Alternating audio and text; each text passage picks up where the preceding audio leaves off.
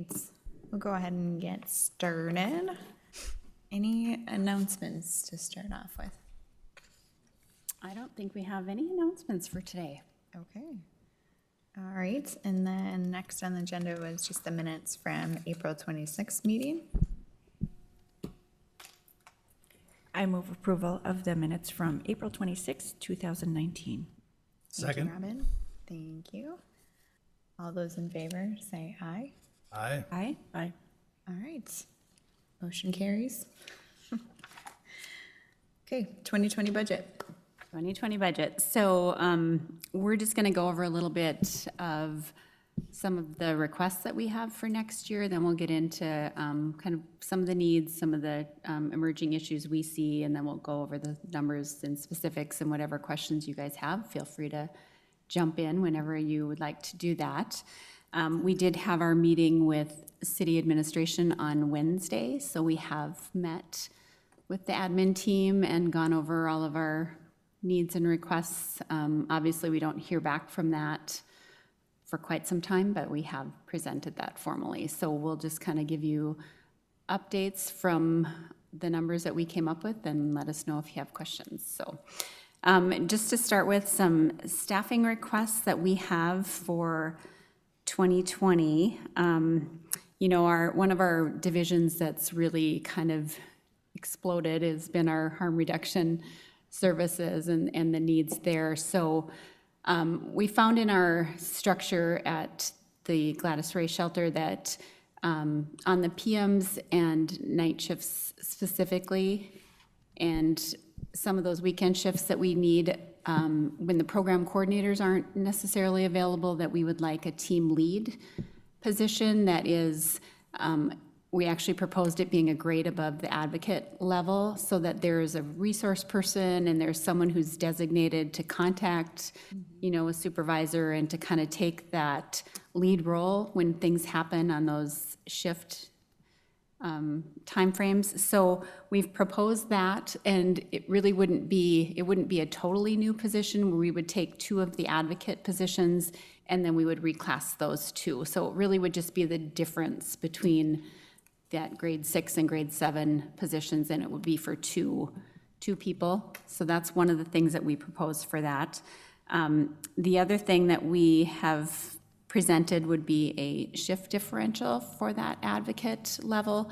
Those graveyard and weekend shifts are not necessarily the most desirable for people to work with their lives and to have a good balance. So it's harder to fill, it's harder to, you know, be able to find replacements when someone calls in sick and those types of things. So we thought with a little extra incentive that might encourage people to fill those gaps a little bit better. So those are a couple of the things that we're going to try for harm reduction to see if we can't impact their staffing patterns a little bit. The other thing that we've proposed is for a health educator 2 position. So we currently just have the health educator 1. It would function similar to like our environmental health practitioners. We have a 1 and a 2, and with the 1, if they pass their exam, then they automatically move to the 2. So this would be a similar thing where there is a certified health educator specialist credential, and so if one of our health educator 1 people would decide to credential, they would do that independently on their own, but when they got back with that credential, then they would move into this position. So this would be a newly created job description, and essentially it's just adding that certification. A lot of our grant funds for health promotion actually have that in the funding eligibility, is to have someone on staff that's credentialed. So there's many funding things that we can't apply for currently because we don't have anyone with that credential. So that was kind of the reasoning behind it, was to open up more funding opportunities for us. So those are the main staffing level requests. And then if you go to your next page, then I will have Melissa talk a little bit about our temporary seasonal budget needs. So at the health department, we have staff that are either full-time, part-time, or the third category is temporary seasonal. And We don't have many people in these positions. It started as our per diem slots, and it's kind of morphed into a little bit bigger need. So we have requested that we increase a few of our divisions. We have, in admin, we have 3 staff that man our info desk, and we want to keep adjusting their pay every year. They've been there. We thought initially we would get people that would come and go pretty frequently, but I've had 2 of the staff been there almost the entire time we've been open over at the other building. So they've been there. The other one's been there over 2 years now, so they're not going anywhere. It's not a turnover. So we want to keep increasing, giving them an increase like the rest of the staff get, because there are no benefits to these temporary seasonal positions. In harm reduction, we are requesting that as kind of a big jump. We have both an increase of $71,000 and another increase of $50,000, but that is covered by the MOP program, the Mobile Outreach Program, and right now we're getting funding for that. So the MOP program also ceases to work if we don't have the funding for it. But we'd like it in our budget to keep it going. The third line item there that you see, that $50,000, we had that in our budget last year.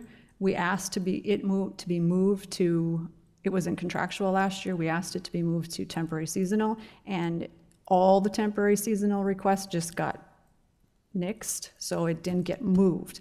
They're gonna put it back in, and we're requesting that it happens again for next year too. So it should go back in for next year. I'm not concerned about that one. And then the last one is our WIC staff person who's been actually employed since 2010 and has worked in that position the whole time, but we've never actually had a line item budget, but WIC is grant funded, and so we need just kind of fixing the budget. Do you want to go talk about that? Yeah, and then there's a little bit of paragraph on the mobile outreach, just to give you guys a little bit of background on that. So Department of Human Services has been very supportive in giving us funds for that program.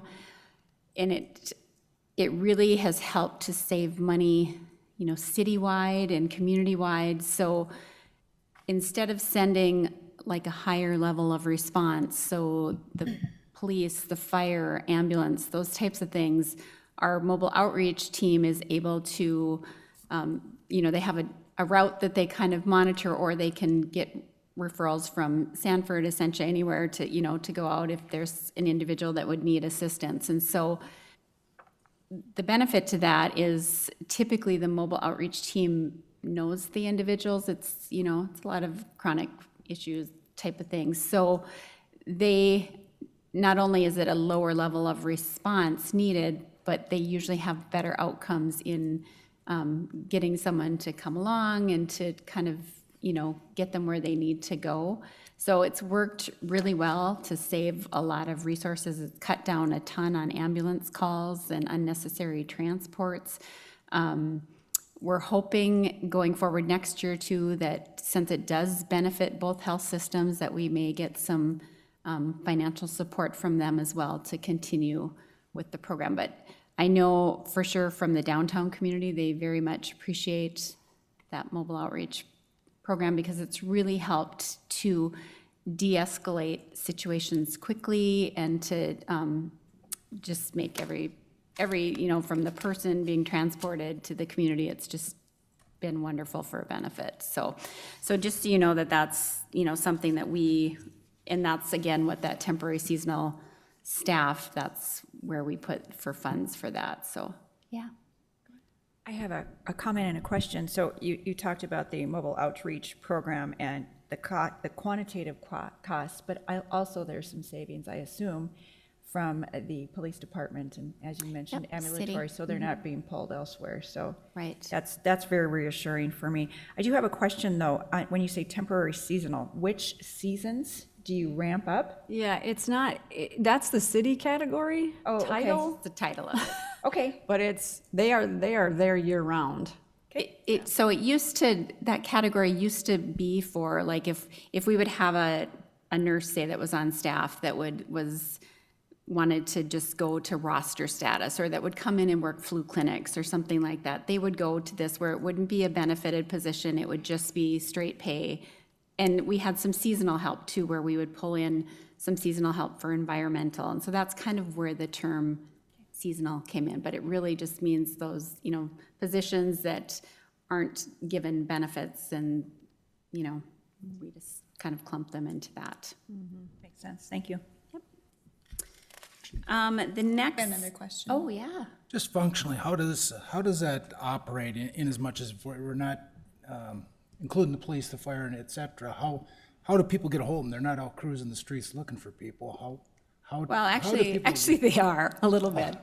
They do a little of just a normal, because part of their role is to, it's not only to help those who really need it at the time, but it's also to engage those in the community that may be walking the streets or homeless or that type of thing, where they just reach out to them and make sure everything is going well before, or we get calls if someone is, highly intoxicated or something and needs help, and they need to be removed from an area. So the mobile outreach program is really good at talking with partners and people. So all the health systems, PD, everybody has their number, and so they can call that directly. Our mobile outreach people have cell phones now, so I suspect that that's one of the numbers that's published, but so that's how they get a hold of them. So it's either them being out driving and seeing a need, or them being called saying that there's a need.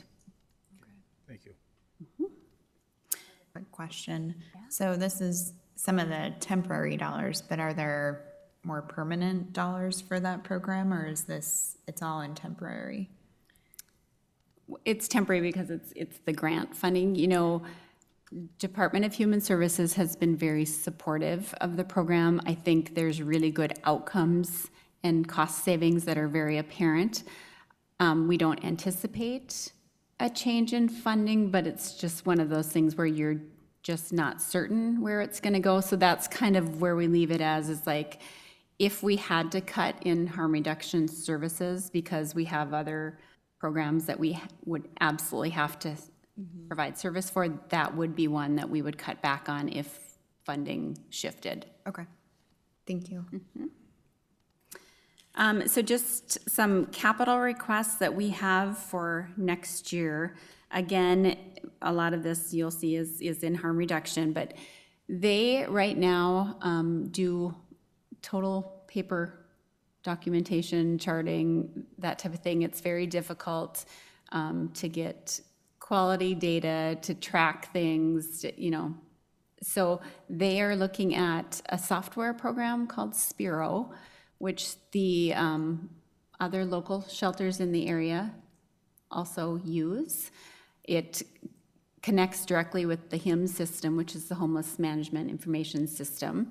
So that piece that's a requirement that they need to enter into that. So it would really help to make them more efficient, to track data. They could put all of their programs in this system, and I think we would have a better ability to quantify what we do, and to probably have more data to write grants and have different funding opportunities. So that's something that we've presented as well to the city administration as it's a need and a want for next year. So we'll see if that, and currently they have a training system within the shelter that they use for staff training, and we pay an annual fee for that. And I think if we could go to this system, we would be able to, do without the other, so we could help offset that cost a little bit, hopefully going forward. So, and then there's always space needs for harm reduction. And when we say space needs, we're not talking about increasing shelter capacity. If you've ever been at the Gladys Ray shelter, space is tight for what we currently serve, but space is really tight for staff. And so offices essentially become multi-purpose spaces, and we don't have room for an office associate to answer calls. We would love to add certain things, but we can't because there's no space. The other thing we'd love to have space for is just wraparound support services so that we could bring community folks in to work with people during the day to help them get the support they need to just make better of their life. So those are things we're looking at. We do have, in conjunction with planning, they're going to help us look at the existing building, also to look at other structures within the city that, you know, may work better for space. There's a little bit of money to do that. Planning also has some community block development grant funds that are available that could be used on repairs and a little bit of remodel for the existing building, or if we could find a better site, then it could be shifted to that as well. So those are just some things that we're currently looking at. Obviously, the building in its current state could use a little updating for sure. So, but space, like I said, just to clarify, is not to increase shelter beds. It's just to provide for more services. So, any questions to this point? Yes. I do. So I'm fully supportive of implementing the software. That makes a lot of sense. I know there are HIPAA regulations, but is this capable of some data sharing agreements in the future? Do you see this as collaborative in the future? Well, I think certainly amongst the sheltering community, there would be, you know, lots of opportunities for going between. I mean, I think you would have to do that with consenting or whatever, but I think that would be a good opportunity to be able to track as a community better and to be able to provide services better. I don't know a lot about the program, I'll be honest about that. It's just we're in the really early stages of it, but it certainly sounds like it could provide some benefit to them. Sure. Thank you. The next page is really something that we had to, that's going to be going in the city budget book. It's kind of just a snapshot of our programming, and so of course it talks about, you know, currently we're at 152 employees, and then it talks about the various programs, divisions, and then the next column over kind of talks about some of those things for next year that really is going to be our couple of our focus areas. That first paragraph really hits on our desire again to be accredited, and that we're still, you know, fully working towards that process, and how we just would like to, you know, really ramp up our quality improvement and performance management and just our overall culture in our building. So those, you know, that's kind of an internal staff work for us. Obviously in the community, harm reduction with the opioids and the methamphetamines, all of that is still a really big need in our community.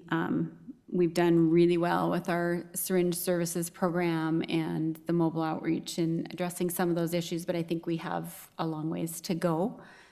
Binge drinking, of course, is quite high in Cass County for adults and young adults, which is kind of an interesting area to tackle around here, just because I think it's pretty culturally acceptable for a lot of people. And so, but that is something we would like to start looking at grant funds and things for, to start, if nothing else, providing some education on that. Our tobacco for the youth, again, especially that e-cigarette vaping is still really much higher than we would like to see. And I think there is still a lot of misinformation out there about that it's not bad and all of those things. So we have a little bit of work to do there. So that's another area. And then in our clinic and harm reduction, you know, our sexually transmitted infections and HIV and Hep C's and all those are increasing in our area as well. So just to reach out and make sure that we're getting people screened that need to be screened, and follow-up testing and referrals, and those are all important things for us. And we have the state well, he's employed through the state, but he's our regional epidemiologist that's in our building with us, and so we work really closely with him on a lot of those issues. So just kind of a highlight of some of our priorities coming up here. And then again, we've addressed the space needs there, so. And then the bottom just kind of gives you our, the actual budget in the 2019 expected and 2020 projected down there, so.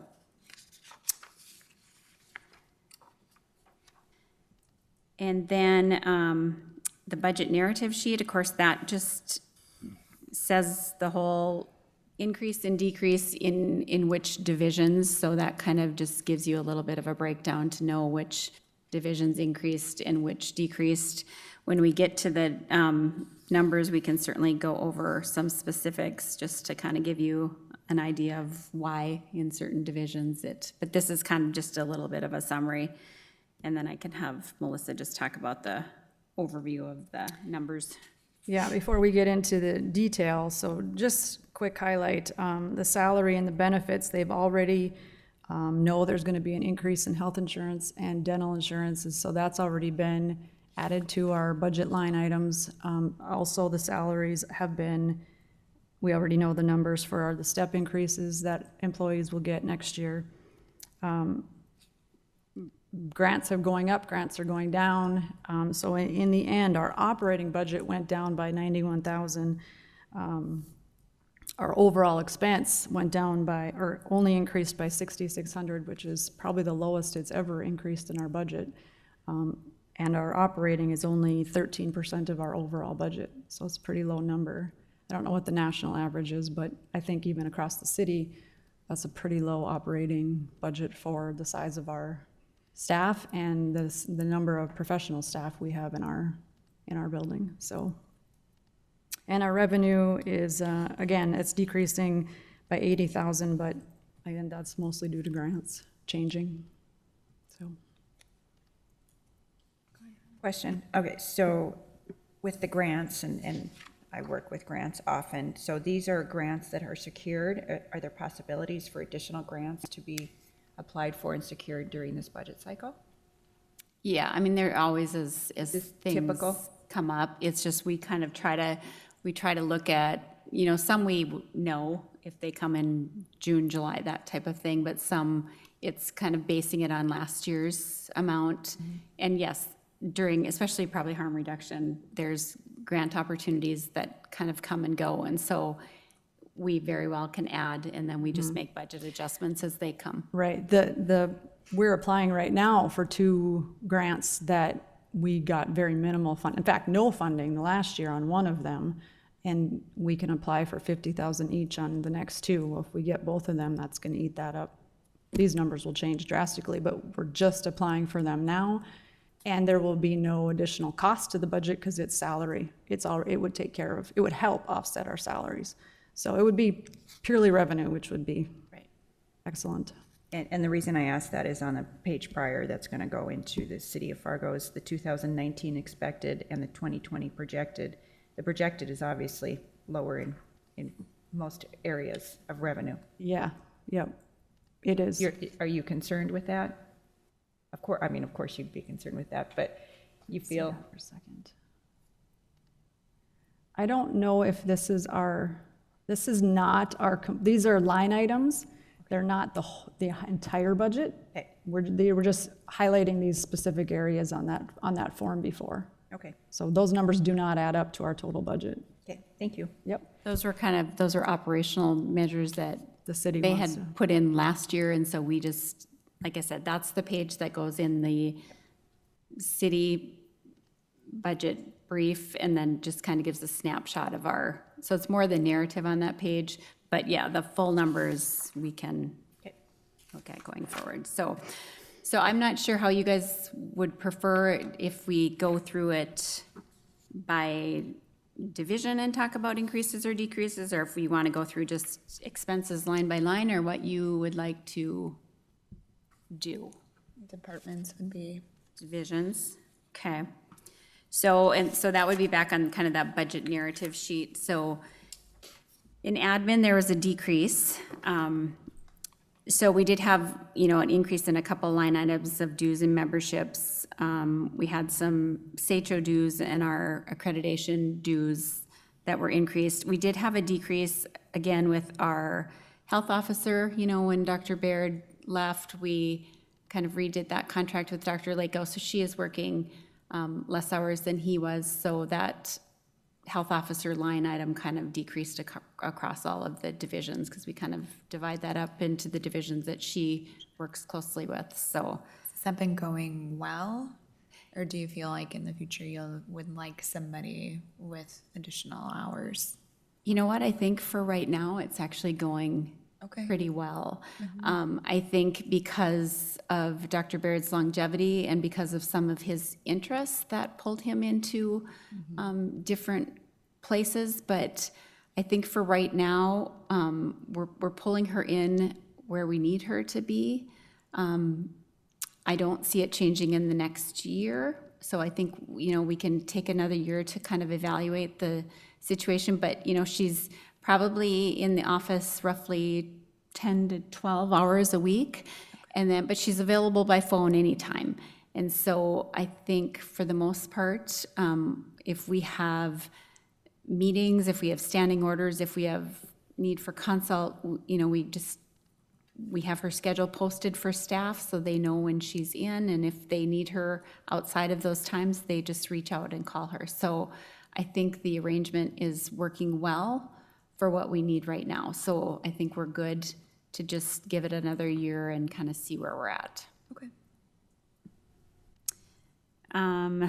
We had some operating lease and postage changes in admin too that decreased. I think we switched Xerox leases or something, so that kind of thing decreased a little bit. But in harm reduction, that was an increase. So we had some cellular phones that we had to add. They had the car lease with the mobile outreach, some building maintenance things. We had grant funding increase for vet services, and then some of the opioid and pharmacy supplies. And then, of course, we had the decrease in the health officer change, and then some office supplies for them. In public health nursing, there was an increase. We had an increase in interpreter services, I think mainly due to usage. So most of a good portion of our adult health clients need interpreters. So, and those are ongoing visits throughout the year. So we had some equipment repairs, again, a decrease in the health officer line. We also had a decrease in other services in pharmacy. As you all know, we discontinued with our international travel program. So of course that will account for most of that decrease. Also in our reference material, we also had a decrease in mileage. We've actually been trying to, we have a certain amount of city cars that we use. So we're actually trying to be quite creative with our city cars and be much better at looking at how much mileage is going on those city cars, how much mileage is going on personal cars, and then shifting those city cars around to who's putting on the most miles on their personal cars. So we try to do that annually now, whereas before we really didn't do much with that. So that I think has helped to cut back on our mileage a little bit. So, and then we had a grant funding increase in nursing for those stepping on classes, which is our falls prevention program. Health promotion had a decrease. There was some grant funding increases in cell phone and out-of-state travel and conference and food in the tobacco grant.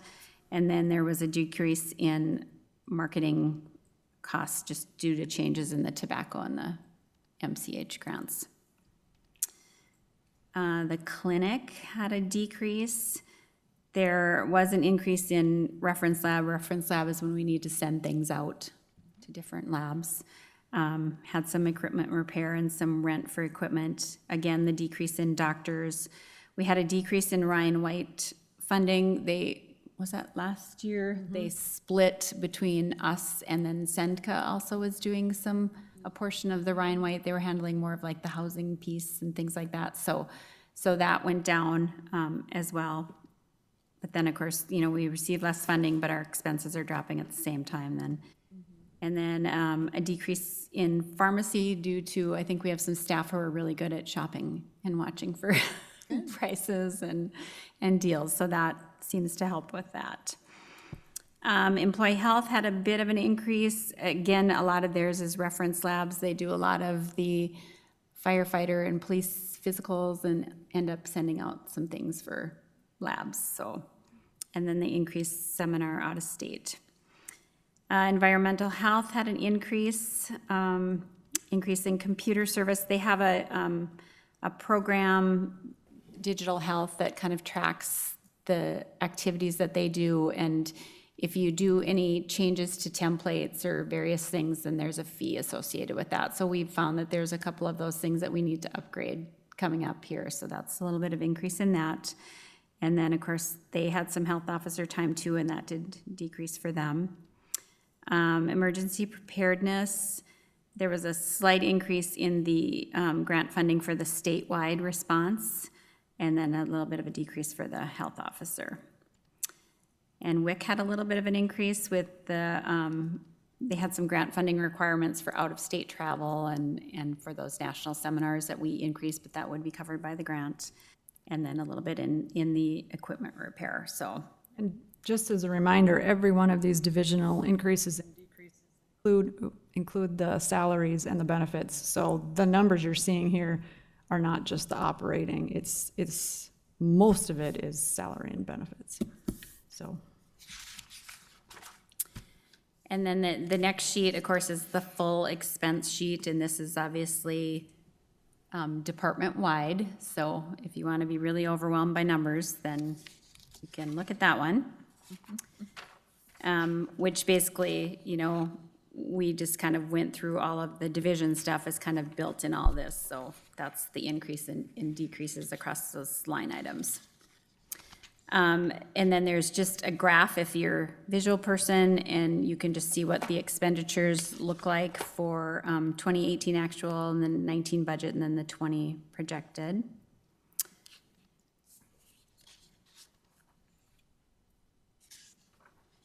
And then we have the same on the revenue side. We've talked about that, where it's like some of our revenue went up, some went down. You know, our state aid that we thought was going to be cut ended up not being cut, but you know, some grants went down, some went up. And again, in this bottom line number, this would have, you know, we had the 55,000 in there for the international travel programs. Of course, that's discontinued, and so that's a big chunk of that revenue line in that number. So, and then we have a graph for the revenues as well.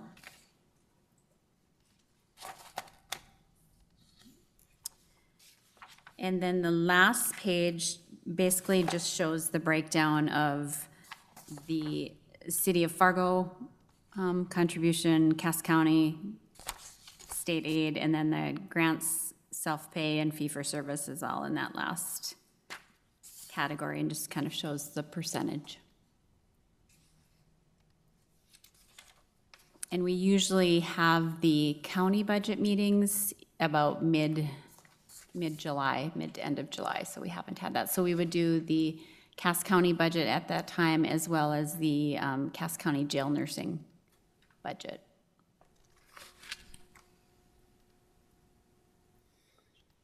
So is West Fargo rolled into Cass County? Okay. That's a good question. Yeah, we have had some inquiries about, because West Fargo did used to contribute to our budget, and in 2016, they terminated that. So we have had some inquiries into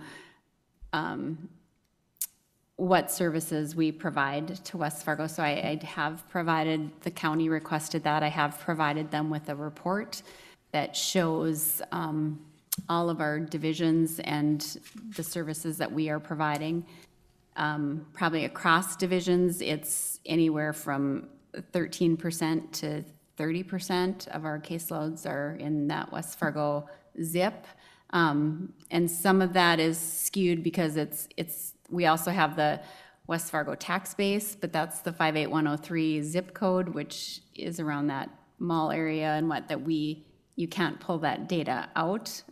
We know we have a lot of service going on there, but we don't have the exact data but we do have it for the zip code. So that has been given to the Cass County Commission at this time.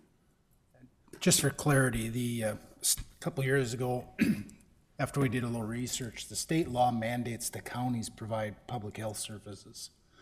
The cities have the option of having their own division, which Fargo's had for a long time. And the county has the option of contracting with a local entity if they so wish, and they've done that for a long time with Fargo instead of having their own. So therefore, West Fargo has never had their own public health, nor has any plans for it. So the county is supposed to be carrying the load for the city, not only West Fargo, it'd be Castleton and everyone else. Now, how they can tax, because I don't think they can selectively put more tax on West Fargo, even though we're receiving a disproportionate share perhaps than the rest of the county for services, but you know, that really falls on the county to determine how they're gonna fund that accordingly. But that's the way the state law is. We're not mandated to have it. No city is. Fargo just happens to have one and has had one for a long time. You know, in reality, if you want to make it fair, the county should take over the public health, and then they could tax the whole county accordingly, and then it'd even out. But that's the background on it, so. Yeah. And We do pay for environmental health services, you know, the businesses and stuff like that do. If you go do an inspection. yeah, all so that- for environmental health, it's all licensing fees go back to the health department. It's just not, it doesn't cover staff or mileage, it just covers the licensing fees. But yes, this has kind of been an ongoing discussion, and it's one that like I said, we're not instigating that discussion. It's been county requests, so it's kind of in their court to decide what they want to do with the information, so. They've talked to me too. Yeah, I'm sure they have. Any other questions? I don't know, usually it's quite some time before we hear anything about where the city's gonna be at. I think they have budget meetings still with the departments scheduled into June, and so, it could be a couple months before we get any inkling of where we're gonna be at, and it's usually closer to October-ish before they would finalize anything, so it's gonna be a little bit of a wait. I do have another question on the tobacco settlement dollars. Did we just apply for less dollars, or were we allocated less dollars under the state funds? Do we know? I think they That's like allocated, 72,000. or maybe we hadn't spent them. Yeah, we haven't spent the full funding we Okay. were allotted the last year or 2 years even. So I think they requested, the budget we submitted to them was less, Okay. but I covers think- our staff. I think part of the problem with the tobacco dollar, it's still pretty prescriptive in what you can and cannot do. And many of the things we used to do years ago that were great, were kind of told that they weren't best practice type things, so then we had to cease those activities. And so it's put a lot more restriction on it, and so, which is kind of unfortunate, because then it's hard sometimes to find ways to spend those dollars. Couple follow-ups. Don't look for ways to spend the dollars if they don't work, first of all. So are those, some of those dollars from the tobacco settlement perhaps as well? Or are they just? Yeah, it's still from the It's that tobacco main- settlement dollars, yes. Yeah. Yep. Yes. And thank you for the clarification on counties, that it's their responsibility to, for public health services. Are the state funds, and forgive my ignorance here, are the state funds funneled through the counties then? I'm assuming the county levies some taxes for this, but are dollars funneled from the state to the county and then to? I don't think so. We get state aid from the State aid, is state. that what you're, that comes to us? We get to us, yeah, directly to us. Okay, thank you. Any other questions? Just one comment quick. Noticing on your revenue projections, you show on all of the, I guess, the self-pay and the licensing fees and all that, you show a reduction, even though, we're in a growing community and stuff like that. Just a comment, have you or do you look at what those fees are and perhaps, or, there should be adjustments to some of those as well that would help on the revenue side, at least to some degree? Which one are you looking at? Do you know, can you point one out? Well, you had here on, like, your projected revenues from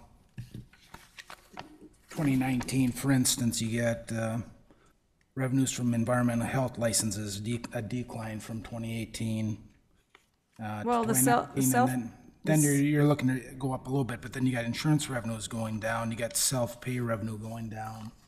I mean, I'm just saying, it may be worthwhile just to look at what those fees are and what we. Yeah, and I know with the environmental fees, for sure, they, historically, I think they had gone longer lengths of time, but now in the last 3-4 years, they've made much better efforts to be looking at those and to do an actual cost analysis and to figure out where they should be at. I know in our family planning clinic, we are just wrapping up again another costs analysis. So we do try to look at our fees. Some of it, like with the self-pay, it could be, whether it's less clients, it could be that more people have insurance. There's just a number of factors that kind of weigh in. Some of it is timing of when bills come in and are paid. Yeah, So we had a pretty big issue of not being able to bill Medicaid, which it would show up under that line, so that was under the third-party insurance line item, and we can bill it again, but we have to go back a whole year now, and that's gonna show up not in the correct year, so it was gonna make our numbers a little bit funny. We didn't know where that was gonna fall out, so we went low, hope it comes in higher, so. I just think you need to do that on a regular basis, Right. review it. I'm not saying you have to increase them or should increase them. I'm just saying they should be reviewed, because sometimes you get a fee that's been a fee for 10 years. right. And, maybe it needs adjusting to adjust to the cost of operating the public health department, so. Yeah, that is looked at pretty regular. Yep. Yeah, my guess was when I saw the reduction in the self-pay and the insurances, that it's just less clients overall. Yeah, that's a part of it. There's some. Yes. Insurance rates typically don't decrease. Yeah, and we So- are having some issues with getting reimbursement from certain insurance payers. We haven't been able to take, or we're telling people that have United Healthcare or Health Partners, we are not in network with them. So if they choose to come with us, there's a cost involved. If they go to their provider, it's gonna be covered under their insurance. We are working on getting contracts, but that process takes months. Yeah. So, And that's, I guess we feel a responsibility to do that, because especially with, immunizations or something like that, if someone's coming in and they're out of network and they could be going to one of the health systems and get things fully covered, I think that's just prudent of us to make them aware of that. So we try to do all the insurance checking and everything before people come in so that we can provide them the best path. You are an essential community provider, so you can push on them from that aspect to make sure that they contract with you. yeah, it's kind of been an uphill battle. Okay. So, jumping to maybe a balance sheet discussion, are some of those, are those booked to your AR, or are they questionably collectible? How do you book those to your AR? Those in particular, those receivables? Right. The city, we look at it, we take from December to the end of February, and what we collect is the AR for the previous year. We've done it different ways, and that's what the auditor settled on. Okay. So, Just what you collect, okay. yep. Our receivables have gone down overall, so that tells me client load has gone down, I would say. And more clients have insurance, less are self-pay too, so.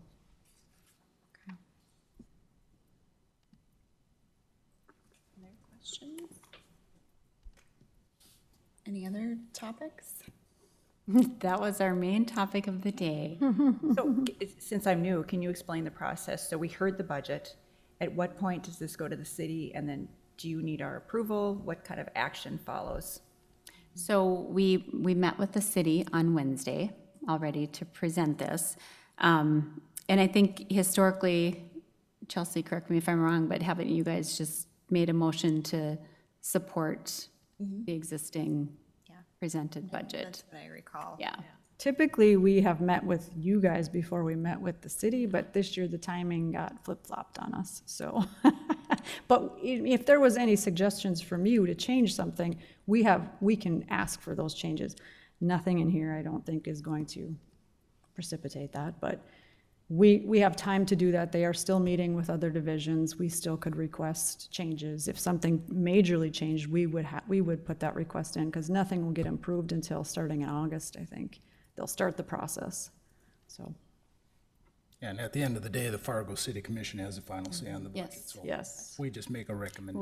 Right. You're basically supporting what, or making suggestions, so.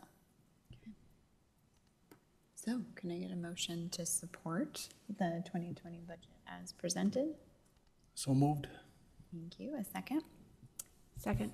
All right, all those in favor, say aye. Aye. All right. Thank you. And I don't know when our next meeting is. Do you have August it? 16th, we did. Okay, so August 16th would be our 16th. next Board of Health meeting. All right. Perfect. Thank you. See, almost Thank back to you school. all. Oh, yes. Sorry, that was bad. It's been a day.